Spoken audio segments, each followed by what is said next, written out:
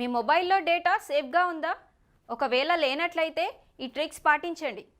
ఉచితంగా wifi దొరికిందనో, Bluetooth ద్వారా సినిమాలు షేర్ చేసుకుంటున్నామనో సంబరపడిపోకండి. పర్సనల్ ఫోటోలు పంపడం, చాటింగ్లు, బ్యాంకింగ్ లావాదేవీలు చేయకండి.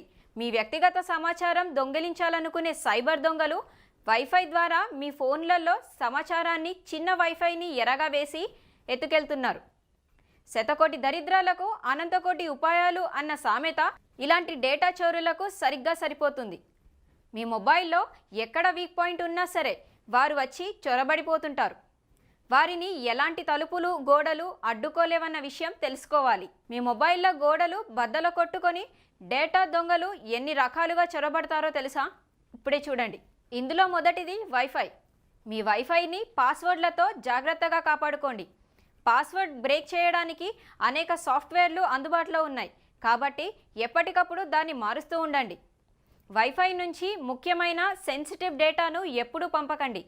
ఇలాంటి చర్యలు మీ డేటా తస్కరణకు మీరే అవకాశం ఇచ్చేలా చేస్తాయి. సున్నితమైన డేటా లీక్ అయితే ఒక్కోసారి సామాజికంగా చాలా భంగం వాటిల్లే ప్రమాదం ఉంది. అదే సమయంలో బ్యాంకింగ్ ఫ్రాడ్స్ ముప్పు కూడా పొంచి ఉంది. మరో రకం యాప్స్ కారణంగానూ మీ మొబైల్లోని సమాచారం దొంగిలించే ప్రమాదం ఉంది. మీ మొబైల్లోని ప్లే స్టోర్ నుంచి మాత్రమే యాప్స్ డౌన్లోడ్ చేసుకోండి. బ్రౌజర్ల నుంచి ఎట్టి పరిస్థితుల్లోనూ యాప్స్ను డౌన్లోడ్ చేసుకోవద్దు.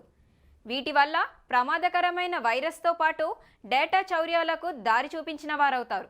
మొబైల్ స్టోర్ నుంచి వాటికి సపోర్ట్ లభించినప్పుడు వాటిని డిలీట్ చేయడమే ఉత్తమం. ఒకవేళ వ్యక్తిగత సమాచారాన్ని అప్డేట్ చేయాలంటూ పదే పదే కోరినా, అనుమానాస్పదంగా కనిపించినా వెంటనే దానిని తొలగించండి. ఇంకో రకం బ్రౌజర్లు.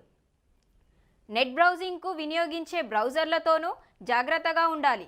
అందులో వచ్చే యాడ్స్ మీ వ్యక్తిగత సమాచారాన్ని తస్కరించే ఎరలాంటివి.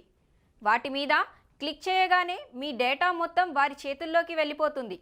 మొబైల్ మీ చేతుల్లో ఉన్న కంటెంట్ ఆపరేటింగ్ మాత్రం వారి చేతుల్లోకే వెళ్ళిపోతుంది.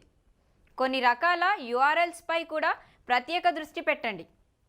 మొబైల్లో చిన్న స్క్రీన్ కారణంగా చాలాసార్లు వీటిని గుర్తించడం కష్టంగా ఉంటుంది. ఏమరపాటుగా ఓపెన్ చేస్తే భారీ మూల్యం చెల్లించక తప్పదు. మొబైల్లో పలు రకాల లావాదేవీల పేజీల పాస్వర్డ్లను సేవ్ చేసి ఉంచకండి. అది ఇతరుల చేతిలో పడితే సమాచారం అంతే. ఇంకా మరో రకం బ్లూటూత్. అపరిచితులతో బ్లూటూత్ పేరింగ్ చేయకండి. చాలామంది బ్లూటూత్ ఆన్ చేసి వదిలేస్తారు. అలా చేసి ఉంచితే సైబర్ నేరగాళ్లకు తలుపులు తెరిచినట్లే.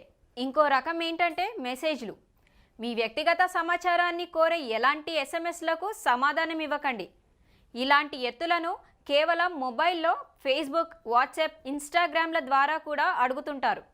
వాటి పట్ల అప్రమత్తంగా ఉండి ఎట్టి పరిస్థితుల్లోనూ వారి ప్రశ్నలకు స్పందించకండి. చివరగా వాయిస్ ఫిషింగ్. బ్యాంకు, ఇతర ఆర్థిక లావాదేవీల పట్ల అపరిచితుల నుంచి వచ్చే కాల్స్ పట్టించుకోకండి. క్రెడిట్, డెబిట్ ఆధార్ల పేర్లతో ఫోన్లు చేసి వివరాలు అడగగానే వెల్లడించకండి. ఏ సంస్థ అధికారులు అలా వ్యక్తిగత సమాచారాన్ని చెప్పాలని అడగరు. అనుమానాస్పద వ్యక్తుల నుంచి వచ్చే ఈమెయిల్లలోని లింక్ను అస్సలు క్లిక్ చేయకండి. ఈ వీడియో మీకు నచ్చినట్లయితే లైక్ చేయండి, షేర్ చేయండి. అలాగే మరిన్ని ఇంట్రెస్టింగ్ వీడియోల కోసం మా ఛానల్ని సబ్స్క్రైబ్